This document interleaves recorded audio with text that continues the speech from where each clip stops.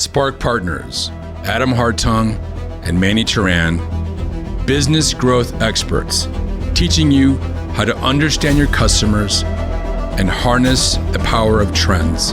Present the Business Trendsetter Podcast. Welcome to the Business Trendsetter Podcast, where we talk about trends and how to use them to grow your business. My name is Manny Turan. And I'm Adam Hartung. We are Spark Partners. We're here every week on our podcast to talk about trends, to talk about business growth. We've got lots of unconventional wisdom that if you really study it, you really understand. If you look at the data, it has a lot to offer. And one of the favorite companies we like to talk about is that, of course, Netflix. Netflix has been an innovator from its inception. They've made some bold moves over the years. And really, today's podcast will be about exploring how to allocate resources in your own company, how to spend the money, where you should spend it. And we're going to start off with looking at some things that Netflix has done and look at the results. Because here, you can talk a lot of talk, but results and money is really where it's at. So let's start there, Adam. Let's start talking about Netflix. Well, Netflix is a company that you might think is just too big for you to think about. But I want you to remember, it started with one guy, one garage, sending VHS tapes by mail to other people's houses, right? So it started at a small business. And maybe your aspirations aren't to be a multi-billion-dollar company, but there's sure a lot to learn from what Netflix did and how it worked out. And what's just happened is Netflix just announced it had 19 million new subscribers. After all these years of being in business, people thought Netflix was plateaued, that they couldn't get more subscribers. They had everybody that they could get in the United States, North America, and even Europe and around the world. And boom, all of a sudden, 19 million more. They now have over 300 million subscribers. They have so many subscribers that Netflix is not going to report subscribers anymore. They said, listen, we're a big business now. We don't need to talk about that subscriber list. We need to talk about revenues and where we're going with revenues. And I think that's the key, because we keep talking all the time on these podcasts with folks about what's important is grow your revenues. And growing subscribers was sort of an indicator of revenues, but really it's the revenues that we care about. And so, kind of what happened. How did Netflix get so successful? How did they get to where the stock's selling for $1,000 a share now? They sure didn't get there by sending DVDs to your house, right? Nope. They didn't get there by streaming old Disney movies or black and whites of Casablanca to you, right? And, they didn't get it by renting other people's content and putting out over their distribution channel, right?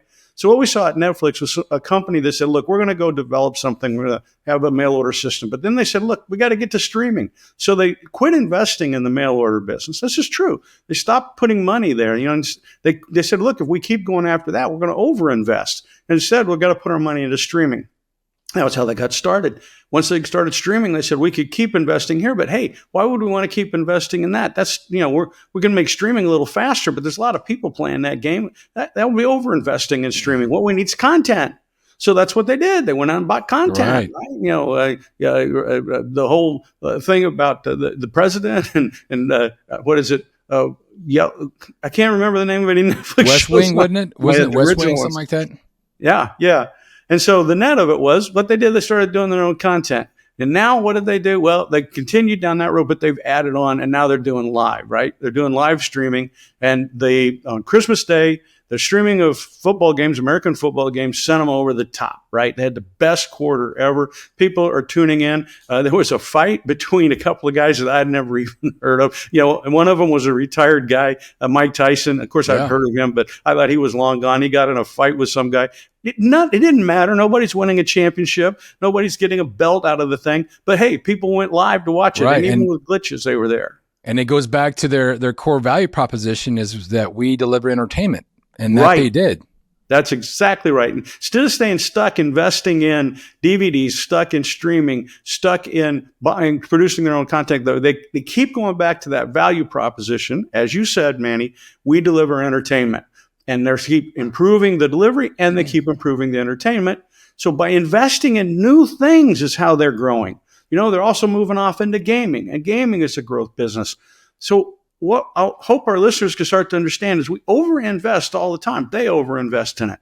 Let's take a look at another company that just recently made actually, before we jump to the next company, let me actually also say something that is often not understood is when they did decide to go from DVD delivery to streaming, and when they did go from streaming to their own content, and at every junction of this new innovation, all the naysayers were there. The stockholders, the shares went down, everybody grumbled, oh, you're killing the golden goose and all that. But in the end, they actually came out ahead. And if you are running a small, mid-sized company and you decide to go in a different direction, you will have naysayers. You'll have your employees, you'll have your customer base. But if you have the right tools to your disposal and you actually reference what we're talking about here all the time, you'll make that move. And at the end, your shareholders, your stakeholders will be better for it. If you wind the clock back 15, 20 years ago, there used to be a lot of CEOs that would use as the defense of always doing more of the same thing. A phrase I got from Warren Buffett, he said at one point, don't invest in things you don't know. And he used that as his justification for why he bought 100 shares of Microsoft. When he knew Bill Gates personally and played bridge with the guy and spent time with him, he didn't invest in Microsoft.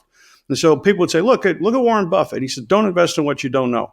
I'd like to remind people that as of 4 years ago, the largest shareholder in Apple and the largest share of Apple was Berkshire Hathaway's, and the largest holding of Berkshire Hathaway was Apple Computer, right? So he learned his lesson. He learned that you got to invest in the things that are growing. In fact, he made so much money on Apple that there's this history that once Warren Buffett invests, he never lets go of the shares. Well, Apple did so incredibly well that in the back half of 2024, they had such a high position in Apple, and it was such a big part of their portfolio that they said, look, just from our perspective, we've got to do some portfolio reallocation, and we're going to sell off some shares. So they actually did so well in Apple that they sold it, something that they also have told people don't do, be a buy and hold, don't ever sell. Right. But that's because they're learning that, look, you can do really well if you put your money into new things. You don't have to understand the technology thoroughly. You don't have to understand the marketplace. You'll learn, because when revenues are flowing your way, when the market is headed your way, people are spending money. And when you've got money coming in the door in revenues, you can put money into investing and getting better and learning. Exactly. And these phrases that people use, they hang on to. Of course, the one that is the one that is like chalk, like your fingernails on a chalkboard, is a focus on your core. That one gets me over and over again, because that was the demise of my company when I started it back in 2010, and then had to close it down 7 years later because I was told by my advisors, they had the best intent, focus on your core. Don't listen to the market. Don't listen to these other people that are trying to pull you away. Focus on your core. I did, and I had to shut it down a year later. Yeah, well, again, 100 years ago, there were really, really good horseshoers, and they focused on their core, right? Yeah. But let me give you a more recent example of this. Okay, CNN, Ted Turner creates CNN, cable news network. Then the first thing he does is it's news, right? It's 24/7 news. And I got into other things down the road as well. But let's start right there with CNN. And so they pioneered this whole new market of news. Well, as time went along, what happened? People started to get their news from diverse sources. So as you get towards the 2020s, CNN's not the leader in news anymore. Right. Fox News is the leader in news, right? Then you have a lot of competition with MSNBC, some other smaller networks, but you also have CBS, NBC, ABC putting out the news. And then you're also competing with things like MarketWatch and Routers Online, and you got all these online opportunities. So what did they do? In 2022, 2023, Peter Zaslav was heading CNN, and he said, we're going to create CNN Plus. And you and I watched while they put a lot of money into creating the CNN Plus network that you could subscribe to. And it was going to open up initially free, and then you would pay more later and probably raise the price as time went along. Great strategy. A new CEO comes in. His name's Chris Licht, and they launched the CNN Plus in March of 2023. And in April 2023, he shut it down. And for those of you out there who've been long-term listeners of our podcast, you'll remember that in May of 2023, we said what a stupid thing that was, that the future was in digital, news was going digital. The New York Times, the Washington Post, the companies that were doing well in news were going digital with their content, and they were growing new opportunities. Well, Licht didn't survive. He was gone within a year. And what were they left with? No digital face, right? And Yep. they did, and their share now is really low. Their market share in cable is low. Their market share in news is low. They were getting picked on all the time. They're sort of in the last place runner-up, even though they'd been the beginner. Why? Because they focused on their television core. They focused on doing things they'd always done it, and they'd sort of backed into just doing a whole lot of politics on a regular basis. It wasn't CNN the way it had been with Ted Turner. It wasn't news anymore. It was hyperbole. Right. So now what's happened is they brought in a guy that had been part of turning around the New York Times, turning it into a digital success. And he'd created Wirecutter over there and a number of these specific digital offerings that the New York Times has. He's been brought in. His name's Thompson. I'm trying to get his name here, but his name's, Mr. Thompson. We'll call him that now. He was brought in to run CNN. And guess what he's doing? He's going all into digital, right? Basically, it's not going to be CNN Plus because, hey, that was 2 years ago. And if they were there 2 years ago, think of all the learning they'd had about the marketplace. Think about the different platform they'd had going into getting election coverage and how they might have been able to improve their share. There's all kinds of things could have happened. They lost all that time. They didn't compete. They weren't digital. They weren't making things happen in that market.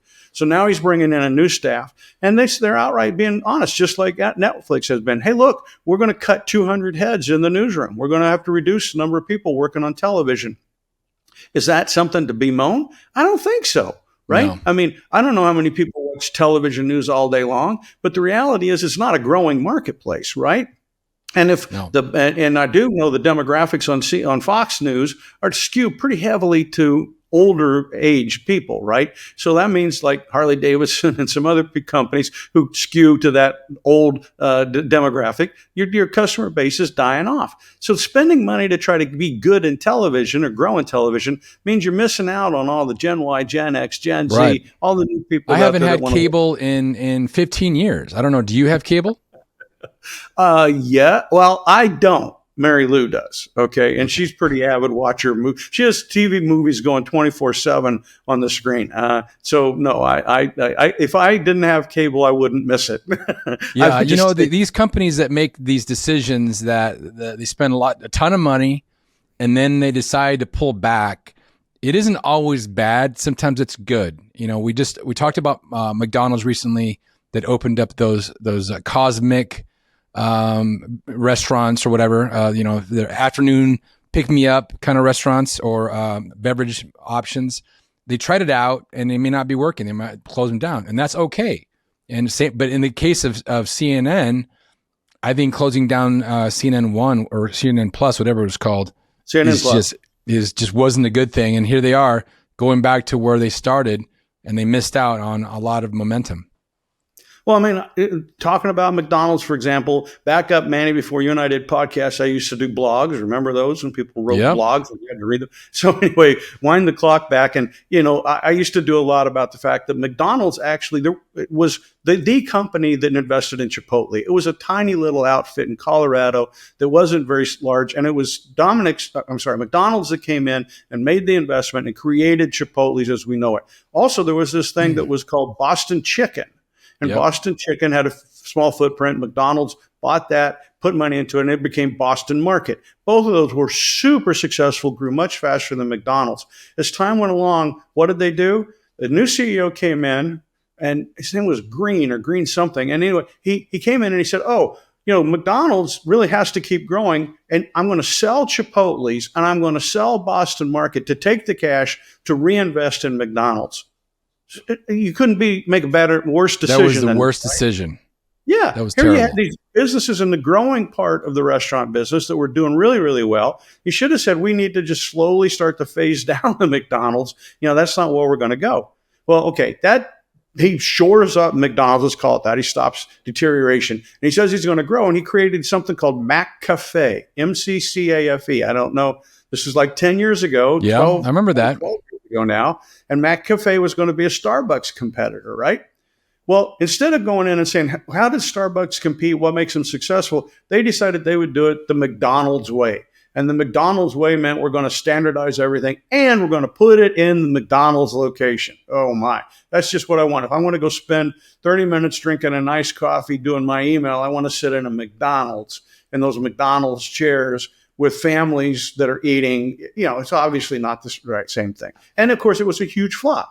They didn't try to listen to the marketplace. They didn't try to figure out where people were headed. They didn't try to say, what's the next thing that people want? What's the trend here? And go with the trend.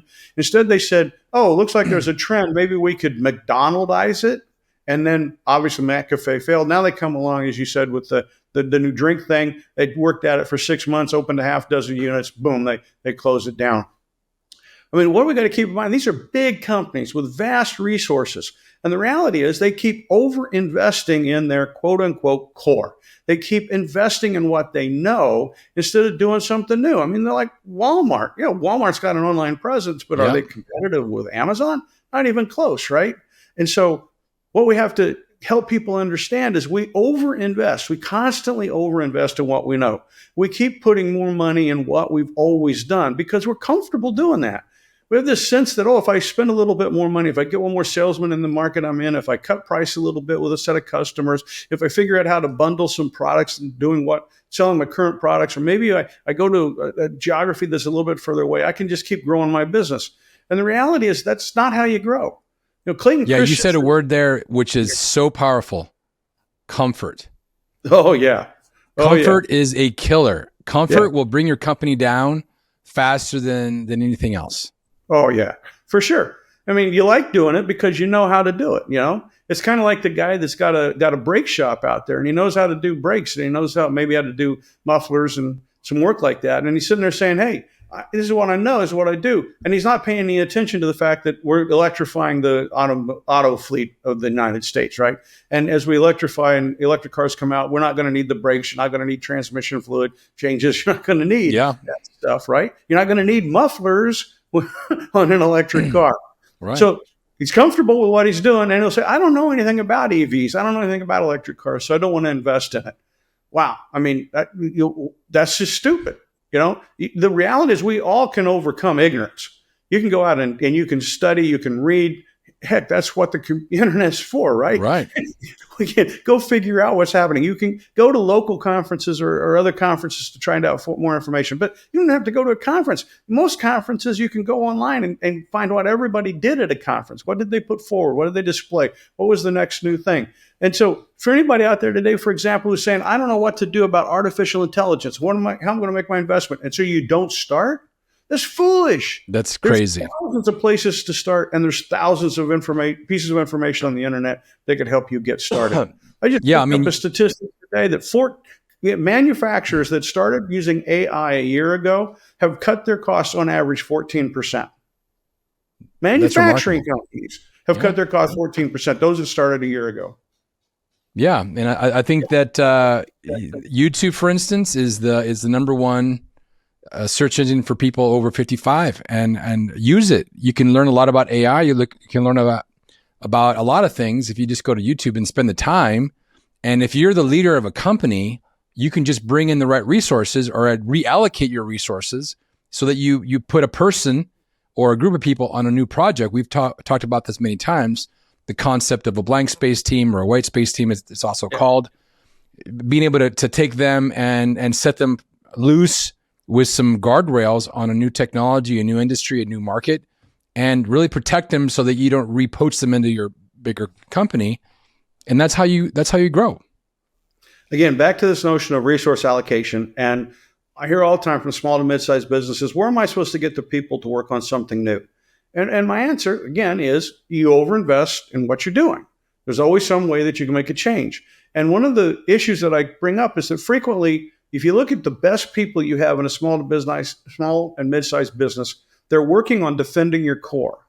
You've said, the most important thing I have to do is defend my existing business. So I'm taking my brightest, most talented people, and I'm putting them in the position of trying to defend my core business. That's backwards. In reality, the most important thing you have is to figure out what the next thing is you should do. Where is the trend? What's the new opportunity? And that's where you should put your best people. So if you're starting up something new and you say, I don't have a lot of people, I always say, do you have one or two? If your best person out there can manage a really good business, what could they do in 3 months given the task of figuring out how to get into a new business, right? How do you get your most clever people assigned to it? Instead of putting your resources, your money, your salespeople, your assets, constantly investing it in the business that you've had, the business that you've known, the business of the past. It's time that you start to change that approach. You start saying, I need to put my resources into the thing that's going to grow. Like I said, why would Netflix start to stream football games? I mean, there's plenty of people doing real-time streaming out there, right? All of you got Comcast, you got AT&T, but what did they say? This is where I got to go, and look how successful it's been for them.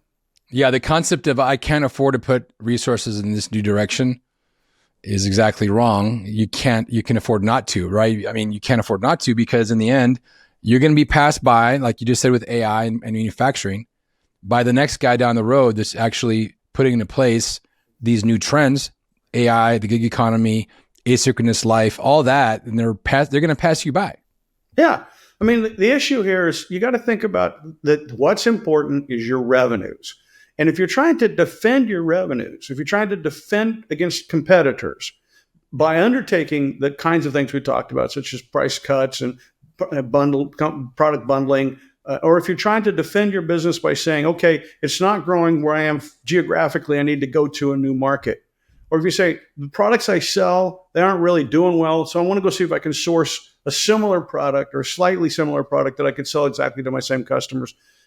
What you're trying to do is defend and extend a dying business. You're trying to defend and extend a model that it needs to change. And so the objective here is to get your mindset back to, I need to grow, and I need to grow my revenues. So what is it I could bring in here that would create higher revenues? How can I get people to spend more money with me? And that's where you have to look around and say, where's the need? Where's the customer need that's poorly met, poorly filled? So one, know your value proposition. What is it you do for customers? Why do they want you? And if it comes back to it closely tied to your value delivery system, then you don't know your value proposition, right? If you're saying, I put roofs on houses, you don't know your value proposition. People don't inherently want a new roof. People want something more than that, right? And what is it? Are they looking for safety, looking for security? What are they looking for? That is what opens the doors. When you start realizing they don't just want a roof because they have to have a roof, but the roof accomplishes something for them. Now what happens, you start saying, well, maybe that roof could help them be self-sufficient. And in that regard, perhaps we should be doing solar panels on people's roofs because that would help them be self-sufficient. But at the end, all the many opportunities you have should tie back to, what's your value proposition? Are you trying to make their home safer? Are you trying to make it less costly to operate? Are you trying to make it more reliable? Are you trying to make it more sustainable? Figure out what your value proposition is. Then you can look and see where these trends are, and that'll lead you directly into the growth opportunities for the new things you can sell. Precisely. I would say, and I know you would agree, and hear me out here. This is kind of a little bit of a philosophical kind of approach, but every business is dying every day. Every business is dying every day, and it's up to leadership to make the decision to grow and continue living. Right? How many companies out there are still doing things like they did 20 years ago, or, oh, my granddad did it this way, or my mom did it this way, so I'm going to do it the same way. And they're all dying. Here's the way we did it when we founded the company, and I want to do it the same way. Right? Exactly. And you have to make the decision to actually, every day you've got to reinvent yourself. Every day you've got to look at the market, your customer base. Netflix has done it a bunch of times. Amazon has done it a bunch of times. Sears didn't do it. Toys R Us didn't do it. Well, and it's so true. It is so true, and those are companies that are brand names that we all know. But now take a look around you and think about when you've driven down the streets where you live. Remember when we used to go to the big shopping mall to go shopping, right? The big indoor shopping mall. Right. Those are dead now pretty much, right? There's a handful that are still doing okay, but most of them are dead. And like if you take, there are markets where the downtown shopping malls in Chicago, they had one called Water Tower Place. They've got one in downtown San Francisco. Most big cities have them. And these were great because they attracted people that came in. But then what happened was the department stores started to die off. People shifted their purchasing. Patterns started to change. Then those downtown shopping malls became undesirable, right? Now you have city planners trying to figure out how they're going to get retailers to come to a downtown shopping mall, when the reality is the shopping mall itself is passé. It's gone. And you can't expect that to be the draw that it was before. Now you've got to come up with a new form of entertainment. You got to come up with new reasons for people to want to go to a city center, because they're not going to go to those shopping malls like they used to. Right. So, they're actually they're actually doing that here in Tucson. There's an old shopping mall called the Foothills Mall that they have completely renovated, and it's called Uptown. And what they've done is the first floor is light retail and restaurants and a promenade, and there's a gym and all that. And then the second through I think fourth stories are residential. So you can come to it's like more like a community living than a traditional mall. So they've reinvented that, and they're going to sell out, and their rates are very high. But they've had to really almost scrape that space and start anew.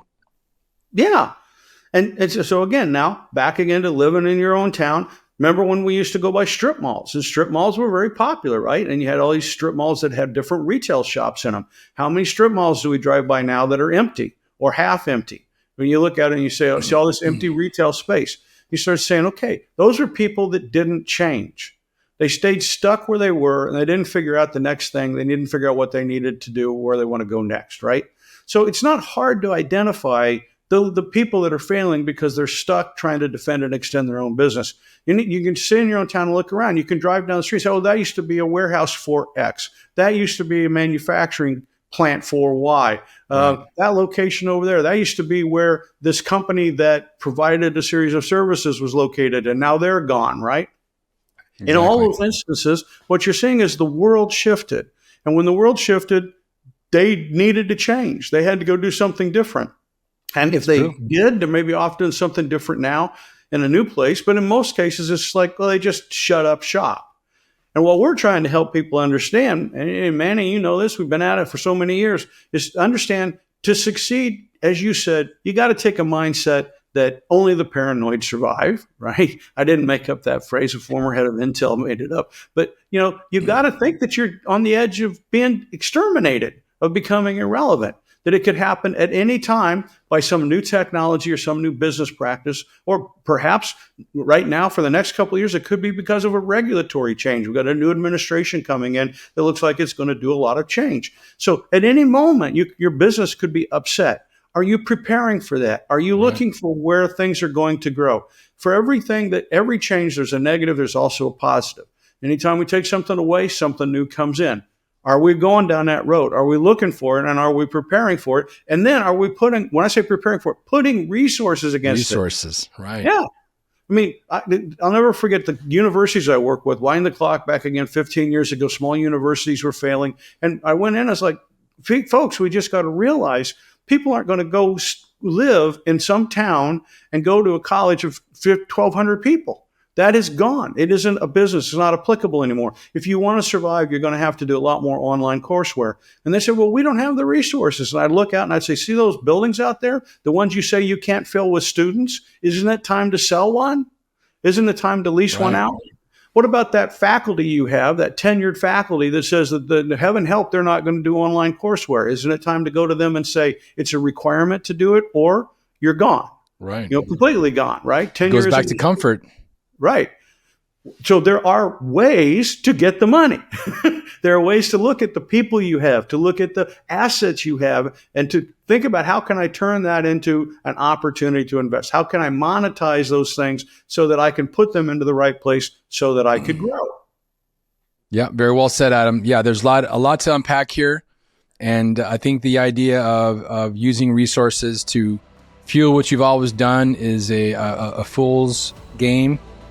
And so tune into our podcast on a weekly basis. We're talking about all things trends. We're helping to reshape your mindset. We're going to be producing a newsletter over here very soon, which is going to be very exciting.